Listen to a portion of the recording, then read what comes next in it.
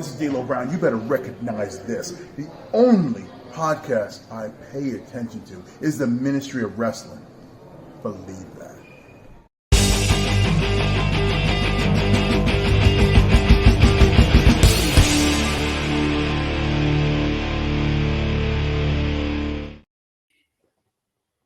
Hey yo, hey yo, hey yo, how you doing, Ministry? It's me, the one, AJ Anthony Jordan. What's up? It's me, Den the Tech, the wrestling fan that doesn't watch wrestling. Hey, big zone in the zone. Okay, we're here, guys, and as you can see, the background is kind of giving it away. We are talking SummerSlam. We went with D'Lo Brown as our nice little intro. One, because Simon Miller kicked it off, and two, there was a cash-in. And we won't talk about how much the Ministry of Wrestling, we're talking about Money in the Bank off screen, because yes, it's over and done with. But yes, we are here for the big one. It was WWE's biggest party of the summer, and let's not waste any time in mentioning it. I've got rid of the image. No, I didn't. Here it is. It's SummerSlam, baby. That's the one. So before we kick it off, let's kick it off. Overall thoughts of the show. Big Tone, let's kick off with you. Okay, I mean, I think it was a decent show. I mean, I wouldn't say it was a classic or anything. I wouldn't say it was bad either. I would even say it was better than like those meh or mid. I would say, it was good show, good showing overall. Like some of the matches, like they did have a bit of obvious endings. There's a couple of surprises as well. But overall, if I was to give SummerSlam, I would give it a thumbs up. I could go with that. But then, strictly for me, great opening match. That's right. Logan and Ricochet smashed the opening. Then it got dead for a bit. Then great middle match. Then it went down again. Then good ending. It was a roller coaster of us not paying attention.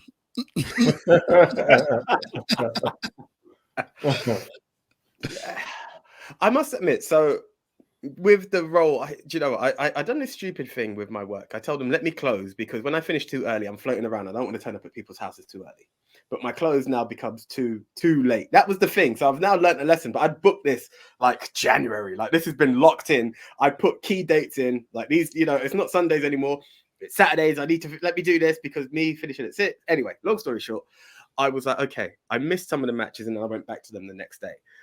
Overall, kind of got like what I said in the preview show, the prediction show.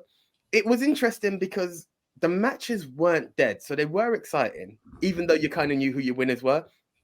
And there were, what I like is there were 3 matches for me personally that had me unsure. I wasn't sure which way to go. Thankfully, most of them I called it the right way. But like it had that level of excitement. But when we do meet up, it is a case I do realize that it's the boys hooking back up. So yeah, we pay attention, but we don't, because it's like this, that, the other. Like, hey, it's been a month. What have you been up to? So it's all good. Sadly, I don't have Leon's take on the situation, but Double V, who could not join us, would like to send this message of what he thought of SummerSlam.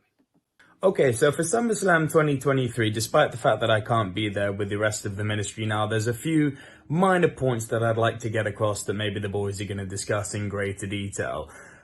And it's going to be all revolving around something I've said on the show, on the podcast before, which is WWE continue to play it so safe. I mean, despite the fact that nobody got a perfect score on this show, you can go through it match by match.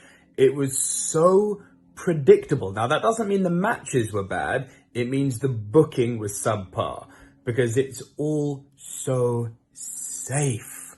So there's no need to look at the sort of minor matches like Logan and Ricochet and Shayna and Ronda, because they are minor matches. I mean, the biggest surprise, I think, was Asuka not retaining and Bianca winning. That, as an isolated event, was a nice surprise. But the bigger picture was that a lot of people thought Io was going to cash in. Io cashed in. The Finn Balor Seth Rollins match, we were all, I believe, scratching our heads going, they've got potential for such a great story here, but we think they're not going to do it. They didn't do it. Now, they really could have done something interesting by putting the belt on Balor. Despite what AJ thinks about Rollins making this a non-B belt, it's still a B belt, but despite the fact that it is a B belt, you don't need to have a long reign with it. You've got Roman doing that on the other show. You've got Gunther doing that with the IC belt. We don't need yet another long title reign with the B belt. So I'm left wondering, why didn't you do it? Why, when you had an organic story with Finn having waited the 7 years to get his revenge? I mean, it writes itself. But no, play it safe. Keep the belt on Rollins. It's another instance of not doing the right thing. And then, of course, we come to Roman and Jay. Now, a lot of people are going to be like, oh, nobody could have seen that ending coming. Much like Asuka not retaining and Bianca winning, yes, Jimmy screwing Jay as an isolated incident was a surprise. The bigger picture that this leads into is that ever since WrestleMania, when Roman beat Cody, should never have happened, but Roman beat Cody, every single person, every one of the boys in the ministry and every single Tom, Dick and Harry online has been saying, oh, okay, so the bloodline is now going to implode and Roman will go through the Usos one by one and then Solo Sikoa. That looks like it's what's going to happen, right? So we've had the match with Jay. There may be a rubber match. Maybe there won't be. Don't know. Clearly, we're going to have a match with Jimmy versus Roman. There's the second member of the bloodline. And it looks like they're gearing up. They're already teasing the Roman and Solo fallout. And that's most likely going to happen at the Rumble. So, to me, this just feels like they're dragging this out as much as they can. And while the means to the end, nobody could have called, the means being Jimmy screwing Jay. I don't think many people would have called that. The end result being that Roman goes through the bloodline, the end result, everyone called. So although the way we got there was surprising, where we're going is oh so predictable. So while there were good matches at SummerSlam, it's safe. It's again a case of WWE playing it safe. Frankly, for me, the nice moment of the show was Brock putting Cody over. But yeah, the pay-per-view was fine. I'm not about to trash it. I was entertained, but it was so safe. Dan, oh you. I see you that hand up straight away. Straight up. Number one, yes, we all got pretty much the same prediction and stuff like that, but I'll cut back to Money in the Bank, where we all pretty much almost got everything wrong. I know they're playing it safe, but they're a major company. They're here to make money. They're not a wrestling product. They're an entertainment product. So keep playing it safe. You had during this viewing, I had one of my oldest friends come along to watch wrestling. He stopped watching the night Undertaker lost WrestleMania 30. WrestleMania 39 has went by, so that's 9 years went by. We watched him watch the Ricochet match, and he was like, oh, wow, this is really good because it's just a jump around with spot fest, but that doesn't always get attention. The Roman match, we watched him watch it, and again, oh, what's this? Oh, slow. And then we slowly watch him. If you notice him during the night, he started to lean forward in his chair and paying attention. Yeah. They went, oh, okay, cool. So it got him. For someone that never watched wrestling for quite a while, it got him. That's who WWE are playing for. They're not playing for us that's going to pay the money or go to watch their product and buy their shirts. They've already got us. They want to get the newbies in. So if they make someone that's not like keeping the belt on, what's his name, Seth, it's because they're going to keep the belt on him until he shows up in whatever movie he's coming in late next, so they can say, we have a star on with our belt. They want him to walk on the premiere on the carpet with the belt. So from now till then, he's going to keep winning as much as we hate it. Nico, I agree with you on this point with the fact that they shouldn't play it safe because the bloodline not imploding, but fighting against each other would be great. The storyline with the bloodline, I give myself to WWE for that because I don't know what they're going to do. I don't even try to guess what they're going to do. This, what happened, makes no sense to me with the interference by, was it Jimmy? Jimmy, yeah. Jimmy interfering. I'm like, because remember, I'm the wrestling fan that doesn't watch wrestling, so I have to question these a lot. And I go, wasn't he the one that first left? And they're like, yeah. And then he begged for how long for Jay to come with him. Yeah. Then why is he betraying? Oh, he's not betraying. I'm like, I don't get it. But once again, WWE, I'm in your hands. Make it make sense to me later. So that's literally it for me. Tone, Okay. do you want to respond? Yeah. First off, about the playing safe point. I feel, as Dan said, they are a content company, so they've got to fill the shows with content. I mean, that seems like an obvious thing to say because it is obvious, but yeah, at times you are going to have to play it safe, yeah, and that's not necessarily a bad thing. Sometimes it is more about the journey than the destination and how we Agreed. get there. If it was entertaining to you, if the match was good, even though you knew what was going to happen, that's why we do predictions in the first place, isn't it? Yeah. Like it doesn't matter. It's just like how you actually got there, how you actually did it. That for me is probably more important. I will agree, though, you can subvert our expectations every now and again. It's nice to see that. Like again, Bianca becoming the shortest after being the longest. That's interesting, and it's a fun little stat right there. You know? But like I really do agree with him on one point. You know, yes, I understand that Seth is going to be in Captain America 4, and I'm really happy for him for that. And he should have the belt going into that. But that's not for a while. He can easily lose the belt and get it back just in time. Like I said, this is the beauty of the two belts. Yeah, you don't have to rely on one strong champion for a long time. I know why they're doing it. Ultimately, they don't want to make the first reign look weak. Yeah, but considering how that belt was created, it already does look kind of weak, so it doesn't matter. I think it would have been nice for Finn to get his moment, yeah, and actually become champion, and then like the Judgment Day imposed because like Damien catches in that Finn. Like there's so many avenues you could have done it, but they are going down the most obvious route, which is a bit disappointing, but it's to be expected. Like you said, it's for the casual viewers. It's not for us diehards who pick everything apart with a fine-tooth comb. Can I be honest though? Yeah, and I get all of those, and I will break down more. I will go through a bit more logic in it. As much as they're a content company and stuff like that, predictability be predictability across wrestling. And I find what happens is the more a product has age to it, the more predictable something can come. Now, was it Double or Nothing was our last card, or even Forbidden Door. I don't think we varied. If I'm not mistaken, Nick even was it then he got the clean sweep. So if we're talking, yes, it was. Yeah. I mean, we differed by one match on that. Yeah. So we differed by one match, and that's a bigger card, and it still hasn't created a difference of opinions that much by one match. It was each man was off by one match. I think it was him being bold enough to call Daniel Bryan when the rest of us was like, it's got to be Okada's victory. And then you get a clean sweep. So out of like WWE gave us 8 matches, and essentially, okay, we all just got one wrong. 2 guys were very bold with their predictions, which exactly led to 2 wrong. Now, got 2 wrong.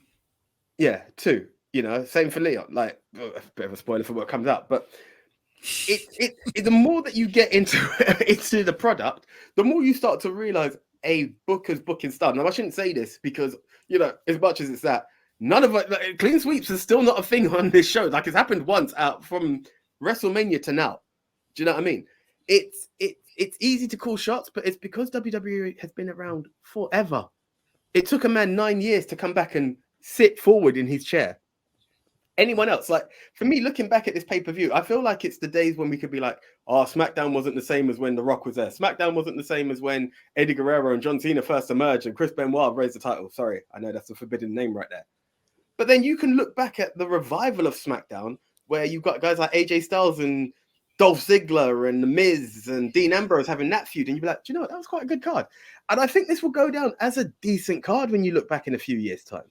And I know no one's actually put a thumbs down, but predictable, yes, but we've seen everything rehashed over and over again. It's like going into a cinema and being, well, oh, that Fantastic Four is a shade of the other one. Okay, not the best of films for it, but you know what's happening. You know every beat of a Spider-Man film.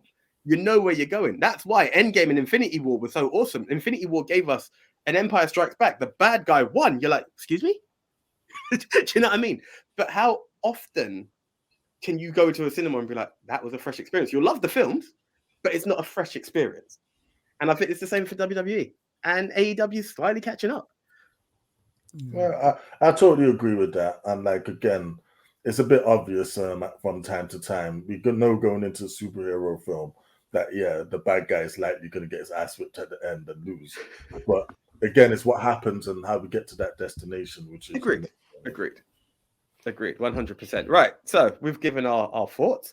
Now let's go into the matches themselves, and we will have our breakdown. So, Den, you gave this a lot of praise. I'll still let Big Tone go first because you will be announcing the points. But we are talking Ricochet, Logan Paul. Yeah. To be honest, I mirror everything that Dad said. Like, it was a highly athletic match, and I know like a lot of people are down on Logan Paul and he's taking opportunities from people, and like, he's getting too much screen time. There's other people that could be on that spot. But let's be realistic. He's there because of who he is. He's there because there's intrigue around him.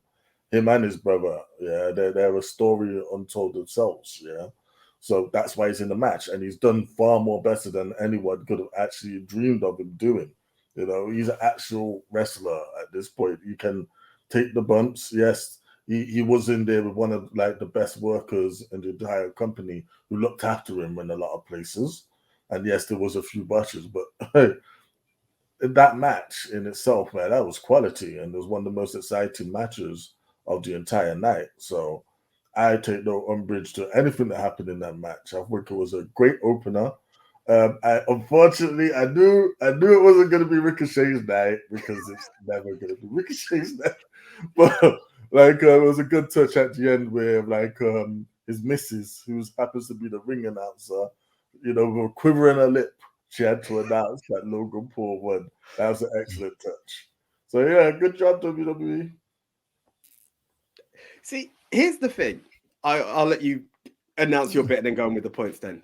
Like, for me, Logan Paul, I go into what Den says. He is the celebrity that's not a celebrity. And that's it's a point. But for every celebrity we've had, none have been more consistent than Logan Paul. And this is what I respect from him. And it's the matches he's gone into. Like, let's be honest, you've had like Jon Stewart and stuff like coming and running out and like causing something at a SummerSlam main event. This guy has taken bumps off of a ladder. And it's not like in a David Arquette way where this guy's like a lifelong fan and it wasn't worth anything. I know it would wind the hell up out of people. I would not be opposed to seeing Logan Paul hold a mid-card title. He's given dedication to the art, and for that, I don't have a beef with him in there. He has this aura about him that's annoying as hell, but it works. It works into the gimmick. So as much as I love to see him in there, I'm like, this guy again. But it's awesome. And I don't think it's the end for him and Ricochet, if I'm honest. I said it in the prediction. I'm going to say it again. I think there's a bit more to it, but like, good on it. And again, we talk about taking away the spotlight. I learned this from Jericho. Match 1 and match last are the most important matches of the night. How often can we say Ricochet has had that kind of status? Ricochet is the attraction to draw people in on this pay-per-view. Again, a man who's not watched for 9 years was like, oh, hello. I was quite shocked from Nick, just in a casual conversation. The man who loves all the high-flying stuff wasn't overly keen with this match, but I think it was great. I think there's a lot from it. And, Ricochet's on the spotlight. How often can we say that? It's been a while. Yes, he still took the L, but he was on the card. So props to him. The problem right now is not everyone. All the deep wrestling fans are thinking of Ricochet back in the days before he came to WWE, and they keep talking about his nerfed him. He's been in WWE for years now. He's not been nerfed. That's his character now. He used to do a lot more crazy things, not so much anymore. He's flipping amazing, but he's two great athletes. And the reason why we just love to boo it's Logan, right? Logan Paul. We love to boo him because he just come across as a prick. And what I'm happy about is the fact that WWE, when he first brought him in, is every single celebrity is a face. But he was never meant to be a face. But he came in and was like, nah, I don't know how to handle the booze, but he took it on board and he just rode that dick train. Like, yeah, I'm the man. I'm the one you want to boo. Let me give you something to boo about. Look at his entrance when he come out. Yeah, that's right. Boo me. Right. So when you got him coming out, you got my brethren. Watch again. Logan Paul. What the hell? Oh, what a prick. Ain't seen nothing yet. Match happens. Match is went. Raw. Okay, he can wrestle. Wow. Oh well, not wrestle. He's Shane McMahon now. If y'all know, he's the one that climbs up and take the dangerous bumps and take time to recover. But once again, the good part about it always, he's helping people like Ricochet. Like people are watching that now, going, "Raw, he's quite good. He's got Ricochet. That new guy going up against Logan Paul. He's good." Yeah, which pisses us off, but you know, it is what it is. But yeah, forget New Japan, forget Lucha Underground. Yeah, that new guy, Forget NXT, even. Yeah, that new guy. See, my trouble with that whole thing is that if I watch Raw and he's in a prominent position, I 100% agree with you then. But that's not what's gonna happen. You're gonna be back to the big card. He might not even be on TV this week. One thing I didn't like about that match was the commentating. Oh my god, every spot was a viral moment. Oh my god, look at that viral moment. That's not a viral moment. Look at that moment. Please be viral. Or have you got a button that's called viral? Like when it goes that up and dung, that because Royal Rumble, the collision became a big thing. They now want to recreate that, and they're not going to recreate it. Just enjoy it, you lot, man. Stop begging for this viral crap and just let stuff happen. It's because they've got a social media superstar in the match. It has to be a viral moment because it's Logan Paul's done this. Yeah. It's not that Courtney Nico. WWE is a content creator. They want to create short content. They want to create that little short reels. So that's the main thing they want to do, which Nico's got that bang on the button. Watching this and hearing the commentating. Exactly. Cool. Anyway, so this is me from the points were as follows. Then right. So everyone who not just prediction but had sense picked Logan Paul because a celebrity always cashes in, always wins. I don't know why Simsy went for Ricochet, but he did. But because of that, he helped me to not be last. So thank you, Simsy. Thank you. What? He could have gone the other way, innit? Like they could have actually been pushing Ricochet, and he's been doing. Simsy's been doing the best prediction out of all of us for this season, up until something like that. So. He always goes left field, and do you know what? It had me nervous because, as I said, I was unsure of which way because I was like, the whole Samantha Irvin thing. Will they really make her say the other guy's name and whatnot? Here's where I'm going to give Simsy props. Right? He gave the longest speech ever. He literally took us around town because he went into this whole Shinsuke Nakamura turning heel, or is Ricochet turning heel, and Ricochet can win, but then shock people by turning heel because he's arrogant. And I was like, what are you on about? Why is Nakamura even in this conversation? Well, turns out he was right. Like Nakamura has turned heel as of this week. Spoiler for what's next. But yeah, so for all of the madness that he did say, he did call the Nakamura shot. Like, I still don't understand. Like, his reasoning behind Ricochet wasn't there for me, but yeah, he did get that right. So, it's a sink and swim. If Ricochet, what did you just say? Sorry, I interrupted you. No. It's a sink or swim thing, isn't it? Like, because he very much could have been right there. It just happens to be not this time. 100%, he could have been right, but I have to mock the fact that he was wrong. Either way, I got the point, so I'm happy. Anyway, yeah, with that match going off, we know instantly one member of the group was going to get a clean sweep, but there was still 4 of us riding, hoping for that clean sweep. Yes, we already spoke about none of us got it, but let's find out what other match we got wrong. Yeah. So we move on to this one. Brock Lesnar versus Cody Rhodes. The rubber match.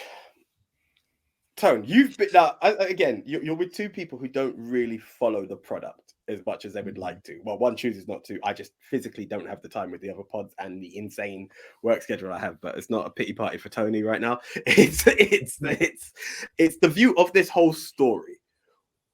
The build of this story. Was there excitement on your end for this rubber match? Because to me it was dead. I didn't have it. I But they gotta gave admit, it. like, because unfortunately I knew what was gonna happen. Like this, it goes back to Nico's argument about playing safe.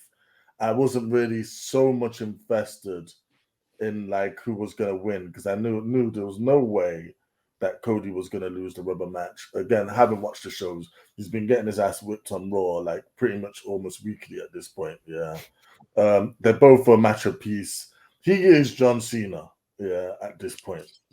So I knew there's just no way that like he was going to lose that match. So the intrigue wasn't whether Cody or Brock was going to win. It was how Cody was going to do it. Unfortunately, like you said, AJ, it was just kind of by the books. Yeah, like Brock comes out, he whips somebody's ass. Then he gets overzealous. They get him into a turnbuckle. They hit a barrage of their moves and finishers, and they somehow pin his shoulders to the match. Now, I was hoping that at this point they just figured out a way to make it a bit more clever. Yeah, that Cody would win rather than him hitting his crossroads and Brock he hit it 3 times and then Brock got pinned. Now, I suppose it was nice, a nice little touch after the match that Brock went into business for himself and really did put Cody over strong. Now, my problem is like where do we go with Cody from here? But I'm sure we're going to talk about that later on. Yes. Dan, I'll let you take this one. Sorry, I can't help but chime in all the time. This match, as AJ spent and as my prediction did, was a match. I went to Mania, and the reason why I was so hyped that Cody's gonna win was I was with someone that was really hyped that Cody was gonna win. Then obviously you go online to find out what's going on in the world of wrestling because I just spent quite a lot of money, and everyone was hyped that Cody was gonna win, and he didn't. So instantly everyone says burial's going on. We went to the Raw after, and the Brock thing happened, and we're like, okay, it's definitely a burial, but whatever. What makes no sense about this is look at the challenges Cody's had since. He's gone Brock, Dominic, Brock. I know he's had other matches, but Dominic sticks out in my head for some reason because why? Fun match, man. That was one of the most funniest matches. Once again, you're meant to be building the story that they're not telling us. The main fans know. If you lot didn't tell me about this, he's back for this. I know it's in his theme song, but my version is something Cody Rhodes. I don't listen to the rest of the words. So I don't know the story about him wanting to achieve something for his dad. Okay, go win the Intercontinental title. No, he wants the one his dad never had. Okay, go get the one from Seth. No, not that one. It's just God damn it, WWE, please tell me the story. Start telling me the story now. WrestleMania, I know it don't seem like it, but we're technically on the road to WrestleMania. As soon as SummerSlam finishes in my head, they should start building WrestleMania.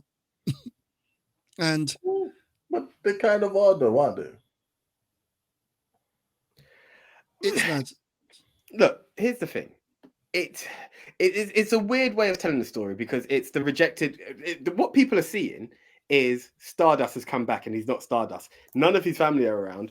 He happens to be Dusty Rhodes' son, who everyone who's won a title now is Team Dusty. It's like Dusty, thanks to Dusty. Roman Reigns quotes Dusty.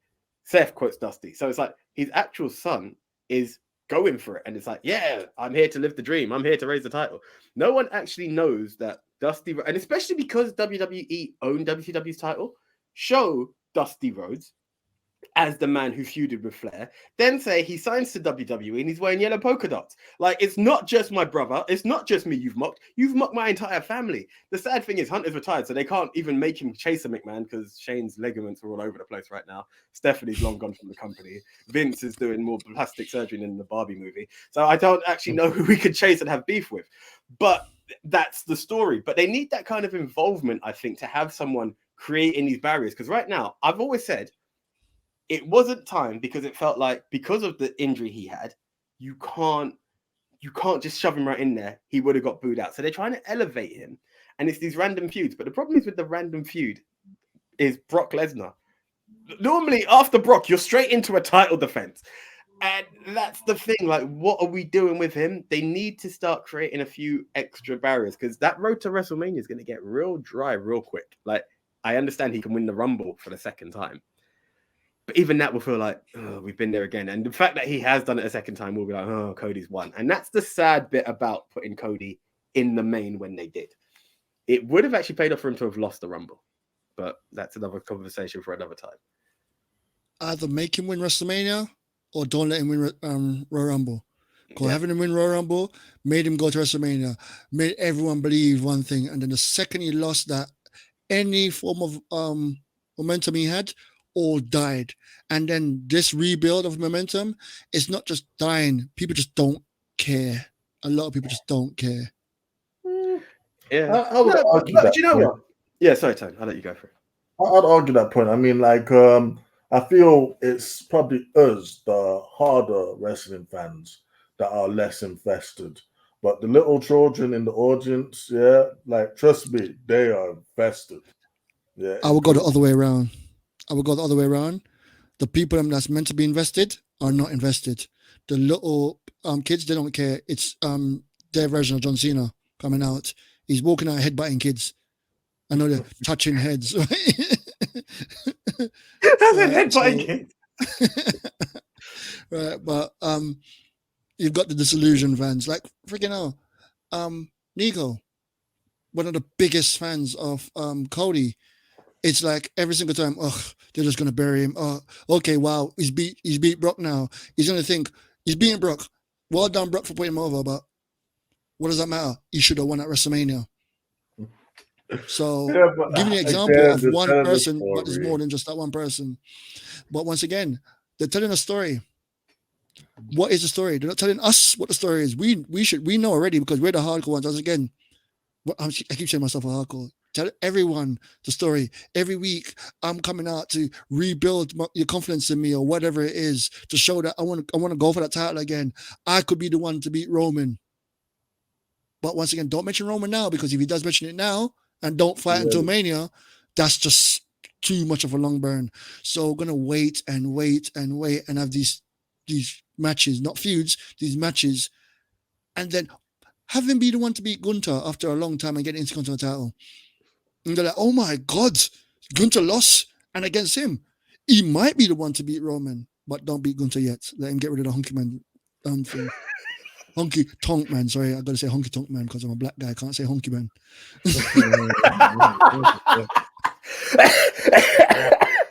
Sorry. But yeah, to me, I actually think they've done quite well with this match because they really, I know it's to buy the formula, but they really gave the never give up in Cody in it. And yeah, I think it was decent. And yeah, Brock doing something no one has ever seen Brock do was very interested. Like, okay. Well, need to tell him not to. I've read somewhere someone thinks it's Brock is trying to do the Rocky and Apollo Creed thing, so he's trying to train. He's now going to try and help train Cody to go for Roman. And then someone come back, show the towel in, show the goddamn towel, and then Brock never seen again in WWE. But yeah, right, here we go. That was Brock. Brock doing that thing, going out and shaking his hand and raising it. Thank you, Brock. Yeah, just because that's something you never think Brock would do, and he just went, "Okay, sorry, damn it, this is the man, and we're gonna push with this guy, and you know what? I'm gonna raise your hand." Triple H sitting backstage goes, "No, Brock, no, you meant to beat him down, No, you know, I've said it before, and I'll say it again. Brock gets a lot of slack. And I think Brock actually cares about this business more than we actually like. They've built the persona of a man who doesn't care. But there were times the man was at UFC, went in there, kicked rear end, and they're like, what are you going to do next? He's like, yeah, I'm off to SummerSlam. Like, yeah, people want to buck about and say we don't do stuff. We do this. Like, he's actually shown props. He had a time where he was upset with Vince, and I get it. But let's be honest, if someone throws you a bucket load of money and says you have to work half the schedule, who wouldn't take it? Right now, if my boss offered it to me, I'm not even saying, are you sure? I'm just saying, where do you want me to sign? So you know what? Props to him. And with that, here's how the points went. Well, it's green across the board. Everyone went Cody. I almost switched to Brock, but everyone went Cody because everyone's smart and not silly like I am. Listen, you never know. You never know which way they try to extend the story to build the story, but that's the one. Okay, next up was a match that, do you know what? It actually turned out better than I thought, but it still wasn't great. Ultra predictable. We are talking the Slim Jim Battle Royal. Much better than the Mountain Dew Dark match, can I just say? I'm waiting for the Twizzler contest. We need to have a show where we come up with prediction of different snacks and type of matches and what type of match we can do from that snack. Yeah. Like if they had a 7-Up match, what would that entail? Seven men in a match and it's up a ladder to collect a can of 7-Up. But you can't just get that can. You got to open it and drink it. A bottle of 7-Up. Something ridiculous. Watch it fizz on you after you open the can. I'm telling you now, Nico called it before, but if they sign KSI, they're going to use Prime the same way Popeye uses spinach, and it will be a Prime on the pole match. The person who gets the Prime will guzzle it back and just turn into like Hulk Hogan and start ripping t-shirts and taking on the next man. But yeah, I can see it as well. God damn it. Yeah, that's the way. But yeah, so here's the thing. These matches normally wind me up. Like the Andre the Giant Battle Royals, the Women Battle Royal where Santina Morella won and all that crap have normally wound me up. I'm not saying this was a great one, because any Battle Royal that's not the Royal Rumble sucks as far as I'm concerned. But this was one of the better ones of the worst, if I'm honest. Predictable as hell, yeah, LA Knight, because who else was going to win it? But that was my take. I feel like it was decent. I was crapping on it more than it actually deserved, but it still wasn't amazing. That's all I'm going to say. A couple of things that actually got on my nerves about this match was one, why was the US champion Austin Theory in this freaking battle royal instead of actually having a match? The match that you had a tournament for on SmackDown, you didn't put that on the pay-per-view. You're putting that on next week's SmackDown, and he goes to be in this battle royal that doesn't mean anything. Like stuff like this is just annoying because, to be honest, you could have put that battle royal on the pre-show and have Austin Theory versus Escobar on the show, you know, the match that you built up. I get it, we want to have LA Knight on the main show, but to be honest, LA Knight should have won the tournament on SmackDown and dethroned Theory at SummerSlam, a big moment for him. But I don't know what they're doing, if they're playing some type of long game, they're trying to stretch it out or whatnot. Yeah, but either way, at least make Theory look like a star. Give him his own bloody entrance, man. How can he just be in the ring like that? We didn't even notice. We actually thought he wasn't in the match. I pointed him out. I went like this. Isn't that Austin Theory? He went, no, it can't be. No, it ain't. He went, no, it is. He went, no, it ain't. No, it ain't. You looking at this? Holy crap! It's Austin Theory. The disrespect, like, you know, Miz got entrance, but Theory ain't got entrance. You know, he's like, this is the guy that like opened WrestleMania against John Cena, isn't it? Yeah, and he can't even get entrance to SummerSlam. Almost got an entry. Yeah. Oh yeah, he did, didn't he? Do you remember the joke? I'm sitting there and I went at this. I was like, we all pick LA Knight, which is surprising because no one knew who was in the match, but we all seem to pick LA Knight. That means this match is going to be dead. LA Knight's people are going to get thrown out, whatever. You never know. Almost might come in and LA Knight throw him over and went, almost ain't doing nothing. What is he doing? And we're like, we don't know. We cuss off almost, then he turns up.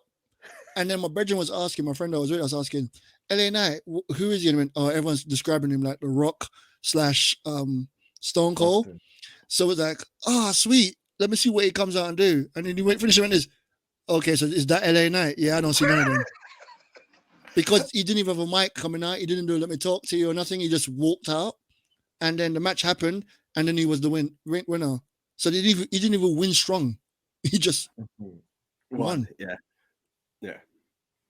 And that is the problem with these matches, is that it's very much the guy who's hot, but we don't have anything for. And that's the sadness behind it. It's literally like, we'll give you this, guys, because you know what? He didn't win Money in the Bank. He's not winning the Rumble. He's sure as hell not winning the title just yet. And it's just like, we hear you. We hear you. Like, what does these battle royals even equate to? Give us something for it to equate to, and it could be something. Like, if the Royal Rumble gives you something for Mania, maybe the SummerSlam Battle Royal could give you a Survivor Series match. I don't know. Just give it something. Just give it something. You a mid-card like contract, isn't it? So you can do any mid-card cycle. I've got something. Link them all together. You win this Battle Royal, you're number 30 in the Rumble. Yeah. Yeah. You could literally boast that for 6 months and be like, I'm heading to Mania because I'm number 30. It could be anything. But no, it's what I prefer about this match than the other one is the Andre the Giant Battle Royal. The person who wins has to stand next to the statue doing the Andre pose. Every person who wins gives us that extra trophy. I'm like, just allow it. Just allow it. Look what happened to what's his name again? I can't remember his real name. I try not to say it's the name I call him. All right, Black Lesnar. Bobby Lashley.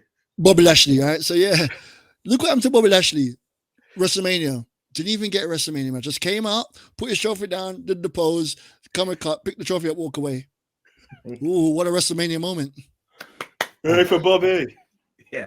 Anyway, predictable as ever. Then call it, because you have to. Yeah, it's really, really surprised that everyone picked LA Knight in my eyes, but well done to everyone for picking the right one here. It's just, there was a battle royal with I don't know how many people, and we all picked someone that we didn't even know was in the match. There we go. Right, here we go. Indeed, here we go. The match that could have been a lot more interesting. Shayna Baszler versus Ronda Rousey, MMA rules. We'll be doing the order of Big Toe and myself, then yourself, right? And I'm going to interrupt because I've been interrupting a lot. I'm an MMA fan. Yes, actually, you should kick it off. You Mr. Shoot Fight fan. I'm an MMA fan. One of the most thing I hate the most, I hate WWE MMA. I hate WWE MMA because it's meant to be entertainment. So when I watch them do big move or stand on the top rope and punch someone 10 times in the face, which is ridiculous in real life, but in WWE makes sense. But when they try to do a real, and like they did a little roll up, like another, when you do your move, my move, and reversal, but you usually backed off and then the crowd applaud. They tried that, but with MMA style, which just looks like two people hugging and rolling around, then get up and everyone's like, we saw nothing, so no one applauded. If you saw the video online when everyone got up to go toilet, this was a piss break, which following a lot of other female matches at pay-per-views have been some of the best matches. They've been some of the best matches over the years lately. Just been amazing. This was dead. And everyone picked, well, not everyone, but majority of people picked the same person to win because that person's meant to win dominant. Did they win dominantly? No, it was just and it's over. I was bored. The worst part about this match was it second on the card or third? No, it was second. Third on the card. At that point, we all looked around and went, oh my God, this is boring as hell. And we waited. Huh? Yeah, it was fourth. This was the halfway point. God. This was the halfway point match. Oh my God. It was, I truly hate, because once again, the problem I got right now is being an MMA fan, I see a hole that would finish someone like that, but being held on for like 30 seconds. And you go, how are you so super? And I know it's scripted, and I know, but they try to make if this is going to be the real fight. And I'm like, we know it's not a real fight, but it drives me bonkers. Where it's like, as I said, I couldn't just shut my mind off and go, it's a true MMA fighter against a true MMA fighter in fake MMA. I hate WWE MMA, and they should have done a frigging cage match. Have like the one where they had Owen Hart versus the Lions Den, was it? The Lions Den match, yeah. Have a Lions Den match, and then just shoot the camera like work and make it look real. It was so shit. It pissed me off. This match pissed me off, and not even for the reason that I want to say later, but it still pissed me off. Let me stop. Victor. To be honest, I actually agree with you quite a lot. I mean, history has taught us that any time that wrestling tries to do the MMA thing, it doesn't work. They've done this in title matches. We go back to TNA, Kurt Angle versus Samoa Joe. That match we've been looking forward to was supposed to be hype, but no, they decided to do the fake MMA thing. It doesn't work in wrestling, because again, like you say, we watch UFC and if someone gets put in one of those holes, it's tapped, straight, or someone gets punched in the face like that, they're out. So it just looks stupid. And here's one of the biggest things that they miss, innit? The fans don't give a shit. They ain't come to see MMA in a wrestling ring. And even your promos and your story didn't lead into what, like, the match you had, because the whole thing was Shayna's pissed off that you come in to an industry that she had to work hard into to get to the top, and you was elevated to the top straight away. So when it makes sense to have a wrestling match and prove you're the superior wrestler. Didn't even think of that. This is the thing. Didn't even think of that. Even more. This is the thing, is that essentially it should have been a rubber match, but there wasn't time because, like, it should have been a best of 3 because. But Shane, sorry, I keep getting notifications and I just had to turn it off. Ronda was leaving quicker than was expected. Now I feel that they wouldn't have rushed it for this random tag title loss that happened, which sadly led to people being injured and the title just God knows where at the moment. We'll get into that later. But we could have built into the story. You could have had a wrestling match, then you could have had like a normal match, or and then go into MMA rules, because it's like, I can't beat you in that, but maybe I can beat you in this. And then I'm even better than you in this. And honestly, the biggest downfall to this is that these are 2 women who have had UFC careers. They have had MMA careers. Just spar. Like, honestly, just spar and do actual MMA so people can be like, ooh, okay, that's something. And then end it in a wrestling-esque way. But just a bit of sparring would have shown you guys both know what you're doing and a couple of holds and that XYZ. But no, it was just, as Den said, a hugging contest, and then a couple of stiff shots, which has ended up with Shayna getting like a bruised eye and something, and then getting it in. So I can understand they could show a couple of stiff shots because, they went probably a bit harder on each other than they would have in a wrestling match, an actual wrestling match, but it was still wrestling. And I've always said it, like, short of the Owen Hart, Dan Severn, Lions Cage match, they have been a bit weak. Like, each time they call these special enforcers, and, Riddle had it on NXT and SummerSlam, was it last year against Seth? They don't bang. They just don't bang. So, yeah, it's a bit odd. I was actually shocked to see it wasn't in a cage when they called it MMA rules. The first time they call it MMA rules, it's always got these weird names to it. And this is the first time they didn't actually put a cage to it, even though MMA. Can bring some positivity to it, though, with it, before we just continue to shut it. One good thing to come out of it is that Shayna Baszler was put over. Yeah. It's a long time. She won the match. Yeah. And but was she put over? No, but what they're going to say on SmackDown from now on is, oh, the woman who made Ronda Rousey tap out. That's the whole thing they're going to use to push her now. Now, whether it's consistent or not, whether it actually leads to a title reign, then we'll see. That's really where the true, meat and potatoes is going to be. But if not, then it was just pointless, wasn't it? The whole thing would have been pointless then. We also did the same thing in the prediction.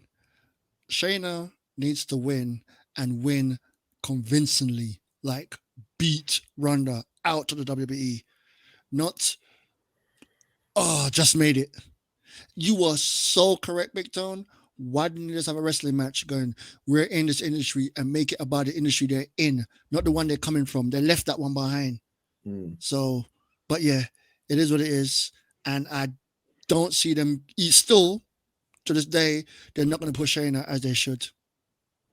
Well, here's the thing, bit of a spoiler to what's next, but she stepped up to Becky on Raw this week. So, there's a bit of hope. Becky's leaving soon as well for take a little break, and Becky weighs like 2 pounds now, and she has 0 heat. I'm sorry to be I've become, this match pissed me off so much, is ruined this talk for me. So I'm going to stop now. We'll put the points up now. We'll put the points up now. So just move on very quickly. Right. So just going on with this, as you can see, everyone picked Shayna. I picked Ronda, even though I still said at the end Shayna should win. I just wanted to make this one my wild card because I knew what everyone was going to pick. I went, Vince loved the blonde girl. And as much as Ronda was leaving, I saw it as Ronda just squeaking a win, like, out of nowhere victory. They both collide, and then Ronda gets up, and then later they have another match, and that one's the pissed off Shayna, the black spades and black Queen of Spades, and come out and just really dominate. So I was like, maybe I could get it on this one, but of course, this is the one time I picked Ronda.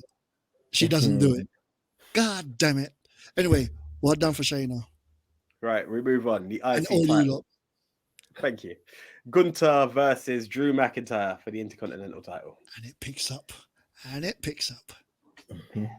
This was spicy. So a hard-hitting match, exactly what we wanted, exactly what we got, really. There's two big-ass guys trying to kill each other, trying to rip each other's head off, yeah? And it's funny, like, because us as wrestling fans, we knew what to expect and everything. But again, coming off of the Shayna match, yeah, and like your friend, he's basically he's down at this point, yeah, because we just had the Battle Royal, we've had the Shayna match, and they didn't slap, yeah. But this, on its own, without us saying anything, without us saying, "Oh, you need to watch this," this brought him back into it. So that goes to show you, like, the testament to the match they had. Those people beating the hell out of each other. Like, you want to call it strong style, you can call it strong style. It's just good. And Gunther has been a great champion. He's really elevated the IC title. And I'm glad that he's actually had programs, yeah, and not just held the title willy-nilly, like not being on TV. Yeah, right now the IC title is in a much more higher stage than the US title, which was not the case last year. The US title was in that spot, like that the IC title's in now. So hopefully, like, Gunther will go on. He will pass the Honky Tonk Man. If they make him not do it, it's just stupid. Yeah. As for Drew, I hope that Drew actually keeps it going, yeah, and tries to get the IC title some more, because I want to see some more of them two fighting. Yeah. To me, it was a solid match. And what one thing that I called and it didn't happen, and I can't remember who said it, was I called, like, maybe Imperium, because it's Drew. We can't just have Drew just lose clean to Gunther. Like, maybe Imperium are going to have a little interference. And then someone said, like, Gunther's never lost. Never won with the help of Imperium. And I can't remember who it was. And I was like, interesting. And it was that closing moment when he just went savage from that corner and Drew dropping on the rope, and he demolished man in such a way that said, yo, I'm the Intercontinental Champion. Pay attention to who I am. Like, those power bombs at the end just said, yo, if you want to kick up, feel free, but I've got more in the tank if you want it. And Drew just said, no, it's calm. It's calm. Just hold your belt, bro. And that's what I liked about it. It's legitimizing a star who, irrelevant of if he beats Honky Tonk Man, like, I know a lot of us are praying for that to happen. In What's Next, I'm going to drop my prediction on that. But I actually feel like this guy's legitimized himself, that when he does step up to be it Seth, be it Roman, no one's going to be like, what's he doing there? They're going to be like, ooh, the fight is here. Do you know? And for that, I'm really happy. Can you imagine Roman versus, I can't remember his name, because I'm jumping, Gunther. Oh, almost said water. Gunther. Oh my God. Oh yeah. Talking about my friend when he watched that match, his line was this in the chair. You saw him slowly, like you watched the first match, then you see him slowly start dripping down to the side. When this one started, you start going, oh my God, Jesus Christ, oh my God. Like, this was the MMA match. It was not. Did you see what's called chest at the end? Yeah. It was, I'm like, they are brutal. I'm sorry. They're taking wrestling years of their career every time they have a match. And he goes into Super Saiyan mode. Oh God. He is mad, but that reinvigorated the night because Gunther, everyone keeps talking about Roman and talking about who can beat Roman. And every time I'm going to keep bringing it up, who is the person that's going to beat Gunther? Because, wow, his reign has been dominant. It's dominant and then some. And it's going to be something that I did say something, you weren't there yet, AJ. I was like, imagine there's a pay-per-view the night before he hits the number. Honky Tonk Man come out and interfere to cause him the match so he doesn't beat the record. And I went, okay, we can't give it to Honky Tonk Man because he's old. Let's give it to someone like Dominic to create heat. Give it to someone like, have Sheamus turn heel on him then. Like, Sheamus is like, I'm in the thing, and he's like, I can't take it no more. You can't win. Just have someone heel on him or give him the run. And then the next night. honestly, I can picture it now. Elias is going to come down. Honky Tonk Man takes Elias's guitar, cracks it over Gunther's head, and that's what does it. One guitar swinger to another. That's my passing of the torch to you. It could well happen. It could just well to happen. just to stop the record, because two things it's gonna do. It's gonna piss us off. It's gonna piss us off. We're gonna say WWE is so crap. It's so shit. I can't believe they didn't do that. But it would make me laugh at the same time. I'll be pissed off and laughing. I don't understand how, but I'm like, you bastards, and laugh my ass off. But at the same time, you know what? At this point, though, for real, give him the record. Don't mess around. Just give him the record. Then after that, do what you want. Well, here we go. Give him the record and have him title versus title. Boom. The record lives on in terms of the ministry because, well, we believe it should live on because then over to you to call. All went for Gunther. On this one, no one was silly enough not to pick Gunther. I was begging that everyone would be silly, but they weren't. So at this moment, actually, the thing, we still have 3 guys running for the perfect score. I know we didn't get the perfect score. What match did we mess up on? What match? Well, 2 of us already messed up. But here we go. Yeah, here we go. We move on to a potential match where maybe we did mess up because I was split as hell. It's the longest video I've ever recorded. Seth frickin' Rollins versus Finn Balor. 7 years in the making. Tone. Well, this right here, I'm trying to think because there's a few matches that I think, well, there's a couple that I think was match of the night, but this was definitely one of them. Yeah, like again, we're talking about 2 of the best wrestlers in the world. Now, it might have started off a bit slow to people, like thinking, oh, it's a bit dead. But then when they elevated it, when it really did look like Finn was going to win, we was all out of our seats. We were all hoping that, oh, they're going to do it. Because, again, we was thinking, like, Finn deserves it, man. Like, given the title, given the belt, he doesn't have to hold it long. He just has to win here. Because if Seth wins, it's obvious, yeah? And we all know where you're going with it and why you're doing Seth's reign. Now, even the way the match ended, it's like Finn unloaded everything on Seth, and Seth still kicked out. And like, I guess that's the story now, is that like Finn can't get the job done. So like the way Damian Priest looking at him like all disappointed and stuff. So I don't know where they're going from there. They're gonna try and kick out Finn or whatnot. So in all, this match was good. It was very good. It was fire. And like arguably the best match of the night wrestling wise.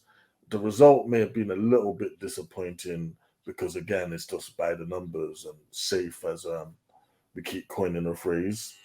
But ultimately I did enjoy it. I'm going to co-sign you on it. And do you know, here's the thing that happens, right? Now I get it, to Nick's credit, 7 years in the making would be long form storytelling. But the same way last month we were like, this should be Finn's moment. Then it got to SummerSlam. And I remember in my prediction show for Money in the Bank, I was like, if only it was SummerSlam that they met, it would mean something. And it happened. And it wasn't, if I'm honest, I don't want to see the Demon again. I don't think the Demon has a position right now. I don't think Finn bringing the Demon for Seth would have meant something. And if the Demon loses, like the last time he looked like someone with rabies when he was taking on Edge in Hell in the Cell at Mania. It didn't work. It was a bit off. But this is the man who needs it. Again, maybe it was the Demon who won, so maybe it will come out. But we're letting this feud breathe. Like, as much as I want to see it, what happens when he does it? Then we're in the, oh, I won. Oh, I deserve rematch. If Finn's still in the running, if he's not, is something else to discuss. Plus the element of the tension. Like, this is a double-edged story, which is very interesting. It's Finn adamant to take the title off the guy who took it off him and laughed, versus the fact that his stablemate, his understudy, is carrying a briefcase and can turn on him at any given second. And it's even the way I actually like the ending, the way that it played, that I'm giving you the briefcase, no one would do this clean.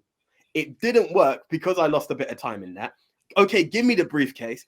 Damn, the briefcase has gone against me. Maybe you should, like, Priest's look, as much as it's like, I can't believe you've done that, it's also like, bro, if you had just stuck to the game plan when we said it, it's yours.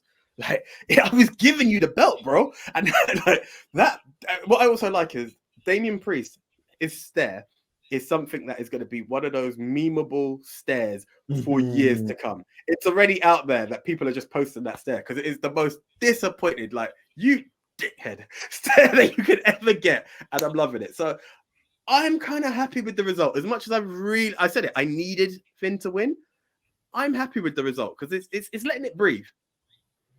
That's what I was truly into the match up until Finn became this cartoon idiot. When the Judgment Day came out, and we were like, "Ooh, what's gonna happen? Is he cashing? Is he jumping in?" And then he started to hit people with the case and handed the case over to Finn. And I was like, "Oh, he's not doing it for himself anymore. He's not doing it for the leader. He's doing it for the group. Great." But then Finn's like, "What are you doing? Why are you giving me this? I don't know what's going on." And then I'm like, it's either slow on Seth getting up and reacting, but that little range reaction was quite longer than it needed to be. So at that point, I was like, is this a cartoon now?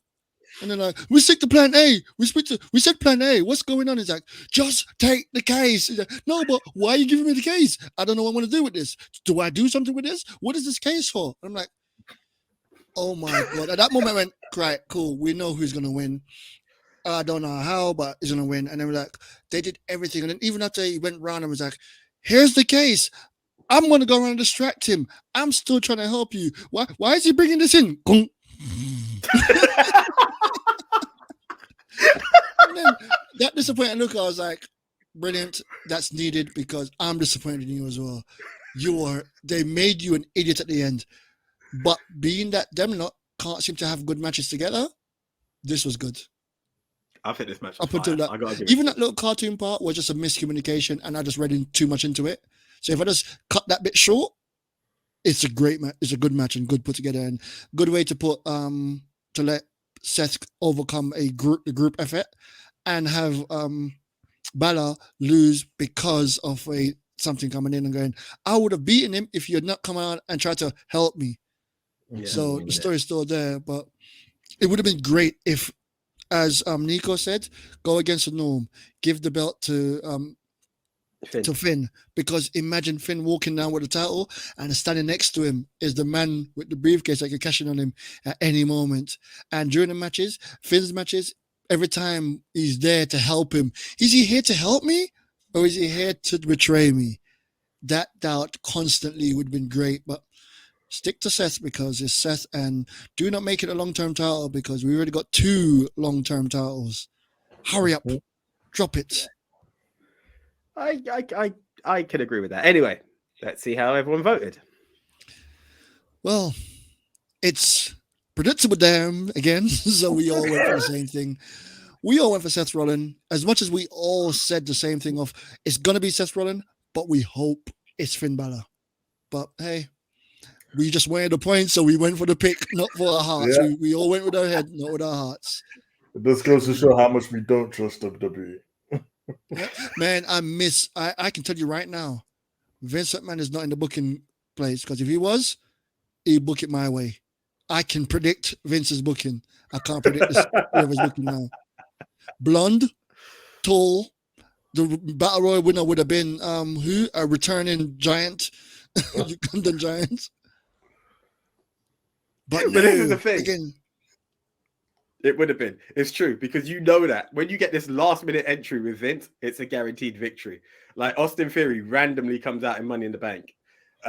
Brock Lesnar randomly runs down, just wins Money in the Bank. You think anyone could just say, oh, you think the Rumble's about to start? Don't forget Omos. Well, what I loved is when MVP said that, Omos took so long, everyone just started fighting each other anyway, because they're like, bro, I'm the one. That's me. And the matches begin. And someone's eliminated, and here comes Omos. You know what I mean? Someone has to get eliminated, bro, like loud. But yeah, it is what it is. That's that. That's true. Vince isn't in the booking booth. Anyway, let's go further. Almost going for the perfect score. Perfect score. Perfect score. Triple threat match. At the time, women's champion Asuka, Bianca Belair, and Charlotte Flair, all vying for the title. Now, we need to make a very important caveat in this match before we go any further. I mean, we could talk about the match. Actually, it doesn't matter either way, which way we do it. But Nico has reverted back to it was the title holder in the match as opposed to anything else. So his pick was once again Asuka as opposed to anything else. So that just goes on, and yeah, we progress into the match itself. then. Tone, sorry. Okay, so yeah, again, you got three of the best women in the business, like laying it all on the line for the title.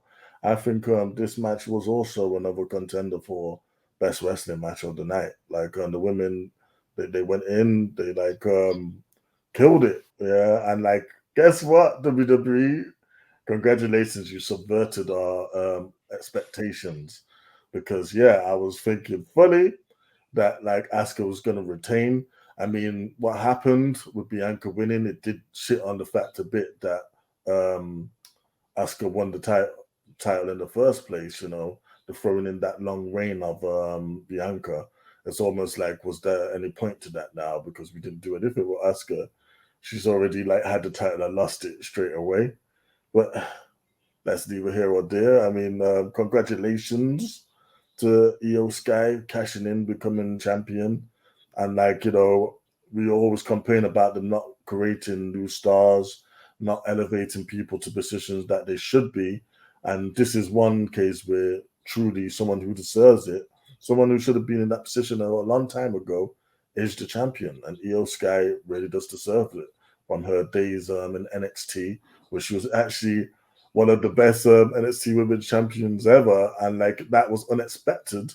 Yeah. Well, it was interesting. She did that in a triple threat match as well with Charlotte in it, so that could be like a story going for. And I gotta say, the SmackDown's women title picture is looking great now because you have like a good four avenues you can go down. Yeah, which I'm happy about. So all in all, good match. Great job, WWE. I can actually echo that. Like, yeah, I think I'll give Den credit to it. I think he said like, "Oh, we've all said Asuka." I hinted at Charlotte, but no one's actually given credit to Bianca. Like, she's a viable contender, and you know what happened. But also, one of the things I'm going to say, and this is kind of weird but real. This is one of the best triple threat matches I've seen in a long time from WWE. They like to play this game where it's that is three people. Someone gets knocked down out of the ring for like 20 minutes, just sitting down on the side, and it's a one-on-one throughout. This actually had triple threat vibes to it, you know. Yeah, it did still happen. Don't get me wrong, because they still do that, but it gave me the feels and the unexpected victory and the way they done it. You know, Asuka going for the mist, and you think, okay, she's got it, and then Bianca getting the roll up despite the fact that she was injured to hell. And I must admit, I had a dumb guy moment because I was like, oh my god, she done it. But again, credit to the man below. Said, oh, but she's too broken. This is the perfect EO cash. And I was like, oh, sugar, yeah. And you know what happened. So, but overall, I was very happy with this match. Over to you, Dan. Right, surprising. Actually, just going for the match, brilliant match. This is one I paid attention to. That splash from the figure 8 position will have to be timed so perfectly because her back was arched a certain way that she had to release it so she doesn't actually hurt herself. And she was in midair coming down, and then it was released. Wow, that one little segment there was so perfectly timed. And the problem I have with a lot of women matches is it feels as if, all right, we're going to do this spot, we're going to do that spot, but if one spot messes up, that's it, we're ruined. And also it's like, I'll put my head here, I'm waiting for the punch that's meant to come, there's meant to be a punch, now I received the punch. This felt like just a match, like a brilliant match. And this, on every pay-per-view, have you noticed, it's always one really good women's match and one poor women's match. Not bad, but poor. But they did the same thing again, a poor one and a good one. But you couldn't expect any less. Charlotte Flair was in it. Asuka was in it. Bianca was in it. Big Tone said it. Three of the best right now. And what a great match. We did talk about in a prediction. Io could cash in. I think we all said it at one point. But then myself and Nico was like, no, Io could do it. But then I was like, nah, stick with Asuka because this is the match we're watching. But I changed it at one point to go, no, actually, Flair could win because they could give Flair the numbers, and they love to give the numbers so you come at 16. So I really, really thought if it wasn't going to be Asuka, which it should have been Asuka, because what's the point? Mm-hmm. The only point I can get from this is 1 year ago, damage control was formed, and who did they come down to the ring to face off against? So there's the story there. Yeah. So it's really good. I don't know where to go from here. For now, catch a show later. But right now, it was really, really good, and I was fully into this match.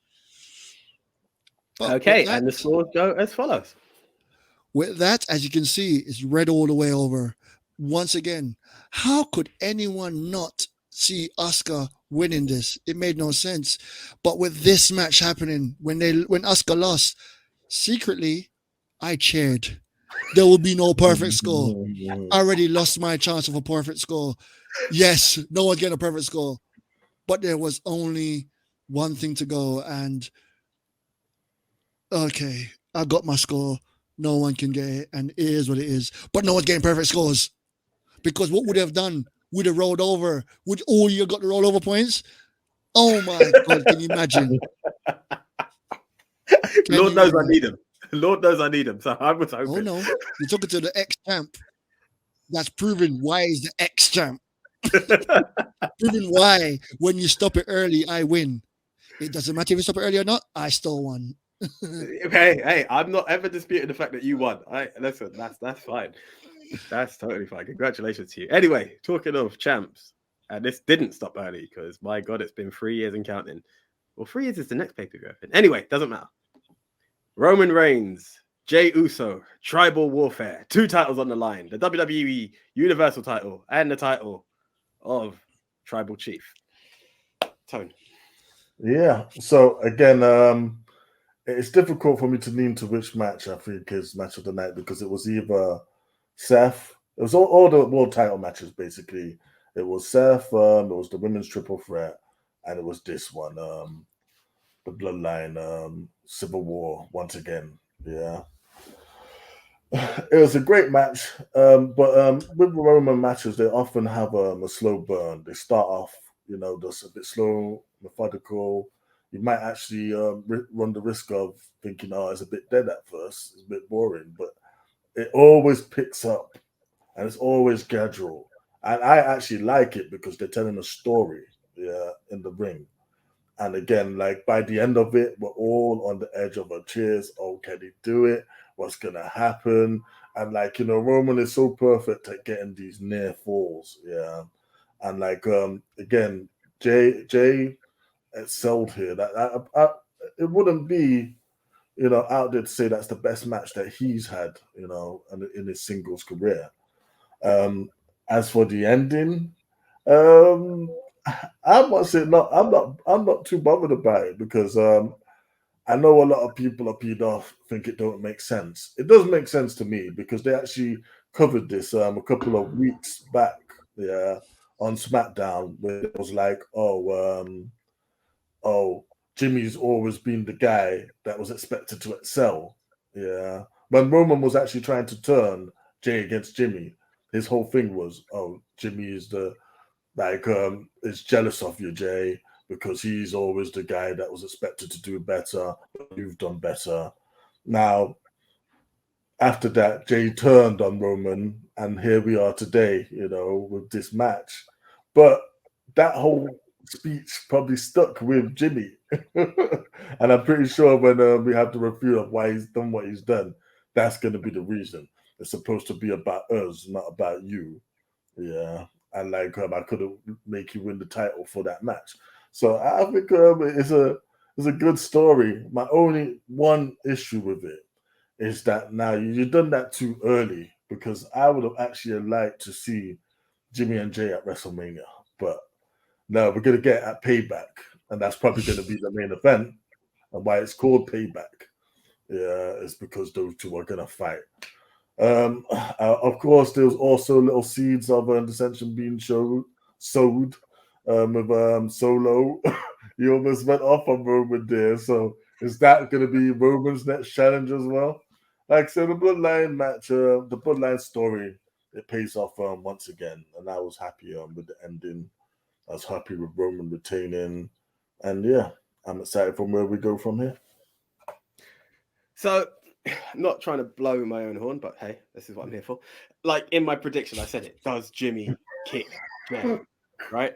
Do we get Uso versus Uso? Do we get Street Champ versus Champ? And then eventually we go to a fatal 4-way. And I think that's the way we're going. I think at Payback, it will somehow or another, you're going to get Solo being like, this was tribal warfare. Like, that's not what it's meant to be. And somehow or another, we'll get two Bloodline main events going on. What I think, what for what's next? But what I think the key crux of Jimmy's heel turn is, you look at that time when they were talking to Sammy and KO. And he goes, when it comes to this day one stuff, I'm the tribal chief. And everyone was like, well, he just called himself the tribal chief when Roman's not here. Like, that's a disrespect. It is the thing that it's always been them. It's a team.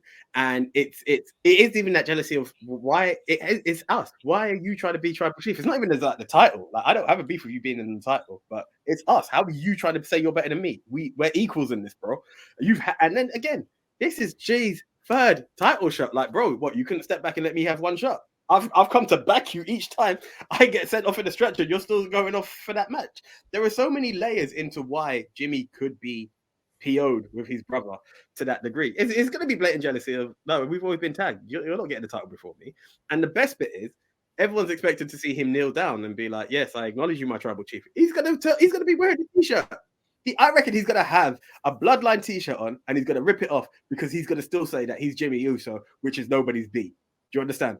And that's even part of it. And that's going to even further escalate. It's like, I didn't do it for you. I did it for me. Which means there is no bloodline, bro. Like, you got my dumb brother who thinks he's his uncle. But I'm not back. And I think that's going to be the interesting part behind it. I don't know if that's convincing with you this, it still makes no sense. No, but as I said several times before, is the fact that with the Bloodlines storyline, they've got me. So it doesn't feel like a WWE storyline this part. It always feels like it's them not telling their own story and they're doing a flipping good job at it. They've got me locked. I don't know what's happening. I don't get it. This part, I truly didn't get why the person that convinced the other one to leave the group then turned on him because he wasn't the one to be the whatever. It's a whatever thing for me. I'm like, screw it. You've got me. Tell me what's happening. It's those stories. It's a duff moment. Something happened. I'm like, what? EastEnders, yeah. Sorry for y'all. EastEnders, people watching the US. It's a case of something happened. I'm like, oh, why? I don't know. I don't get it. Who the hell is that? But then later they tell me what happened and why it happened, and it's gonna make sense. Somehow they're gonna make it make sense. Look at going back to WrestleMania. Oh, why the hell did he win again? That doesn't make any sense. Don't worry, we'll make it make sense. And they made it make sense again. I was like, I like what's going on. They got rid of Sammy out of their business. And we thought, once Sammy's gone, that's going to be the bloodline. The storyline for that is going to be kind of, no, it wasn't. It's just still keeping me here. And I'm like, great on that. What I was hoping for, though, is for this match, make it a tribal match. Remove the title from its situation. Give us a reason to believe that Jay could win. The second the title was on the line, okay, so Jay's not winning. Jay's not going to be the one. But if the title wasn't on the line, can you imagine? It's a tribal match. They're trying to figure out who the tribal chief is. We could think it's going to be Roman, but you never know. They might do the story where Roman's no longer the tribal chief. But what could be blown out from that? The title's on the line. Both of them. Okay, cool. So even his son, you seen on Instagram, who do you think's going to win? Well, I think it's going to be Uncle.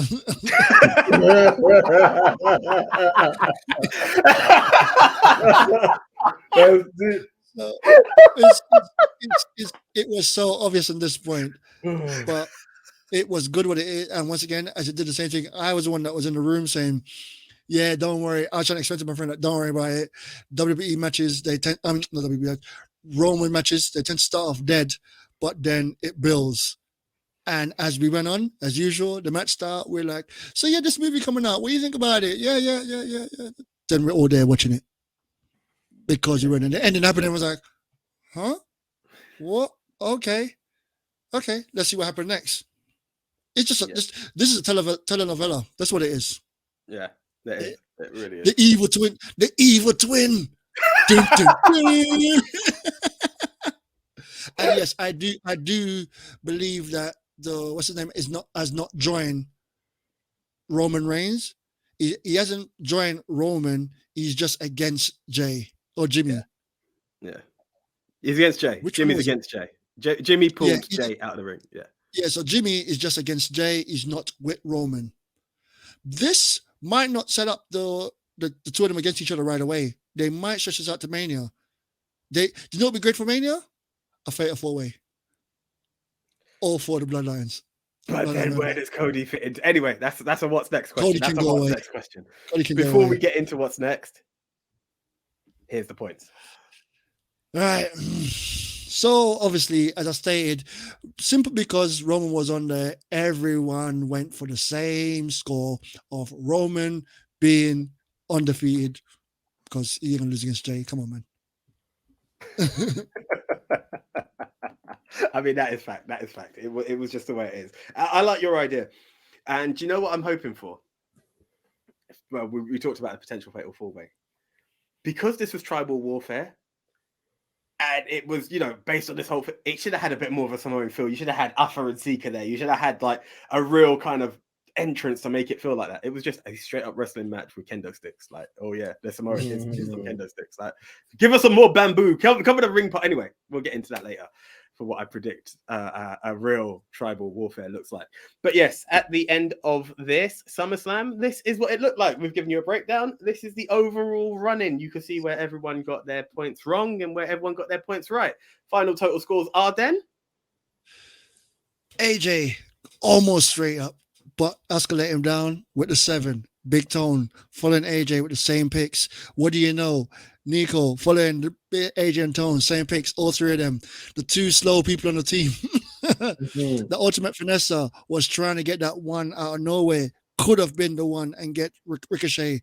This stupid fool right here who always go against Ronda, went with Ronda this one time and got it wrong. So, yeah, we messed up on 2 matches. They got 1 wrong with that. This is how it looks. There's the overall scores. With that, there's been 48 matches total since WrestleMania, since we've been making a prediction. And we've been in quite good. I will get the percentage up in quite a bit, but Ultimate Finesse has been killing it with the percentage, going great with the pay-per-view points, having his high points of 39, doing good. Then it's 37, 37, 35. I don't know who got 35, and 36. But even though he's only got 36 match right out of 48, he got a perfect score. And that one time he got the bonus points means the man, Viceroy Double V, is in the lead with 19. Followed closely by the Ultimate Finesse. Followed joint now by Big Tone. That's right, man. He's coming up there. AJ, the one AJ, is only 1 point behind him. 2 points behind the lead. Coming up in the back, coming up really far behind is Dan the Tech with his 11 points. That's 8 points beyond the lead. Can't be done. There's only 4 points for a win. I need to win 2 pay-per-views back to back, and you don't need to get 0, which is impossible. Well, come on. Don't worry. The game it ain't over till it's over. Let the match roll over, and I collect at the end with the perfect WrestleMania pick. Well, this is it. I mean, look, it's very interesting. Do you know, they say 3rd time's a charm. For some men, it's 4 times a charm, because before the whole ministry was in this, it was a 1-on-1 and I just squeezed it. Then we went on a break and then took the title. Then Leon came out and Nick just missed it. It's always been down to the last match for this guy. And now he's in the lead. Can he hold that till Mania? Or will Big Tone just swoop in and just leave Nico once again being the last man to raise the title? Who knows? Tune in at WrestleMania. Same ministry channel, same ministry time. Anyway, that's me trying to do a bit of a Batman thing there. But more to the point, guys, it's been a good show. Do comment below. We will be talking what's next very soon. But in terms of the prediction show, the recap show, should I say, please do like, comment, subscribe, tell a friend to tell a friend, because the ministry are here. This is what we do. So I thank you all very much for that. Tell 5 friends about the ministry of wrestling. Yeah, there's 5 of us. So do it for each one of us. 5 friends. That's an appreciation. Do it for each one. Yeah, I like that then. Yeah, 5 friends to tell 5 friends, and we do a little 5-time Booker T each time. I won't do it. I'm not going to do it. But yeah, we leave it as that. So until the next time, guys, I am the one AJ Anthony Jordan. I'm Dan the Tech, the wrestling fan that doesn't watch wrestling. Big Tone, out the zone. Thank you for watching. Okay, we're out.